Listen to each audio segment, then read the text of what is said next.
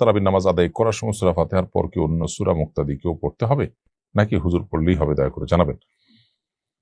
জামাতে তারাবির নামাজ আদায় করার সময় সূরা ফাতিহার পর অন্য সূরা যখন পাঠ করা হবে মুক্তাদির আমরা তখন মনোযোগ সহকারে শুনবো। যখন উচ্চস্বরে পড়া হচ্ছে তখন আমরাও শুনবো, আমরা আর পড়বো না সেটার সাথে। কারণ আল্লাহ তাআলা বলেছেন ওয়াইদা কুরিয়াল কুরআন ফাসতামিউ লাহু ওয়া আনসিতু, তোমরা যখন কোরআন পাঠ করা হয় তখন মনোযোগ দিয়ে শুনবে এবং চুপ থাকবে। এই জন্য মনোযোগ দিয়ে শুনতে হবে এবং চুপ থাকতে হবে এই সময়টাতে। তাড়াহুড়ো করে তারাবির নামাজ পড়া যাবে কিনা? তাড়াতাড়ি বা তাড়াহুড়ো করে তারাবির নামাজ পড়া একেবারে অনুচিত। এটা তারাবির যে মান, গুণগত মান, সেটাকে নষ্ট করে দেয়। এটা আমাদের উচিত নয়। বরং আমাদের উচিত হবে তারাবি ধীরস্থিরতার সাথে পড়া।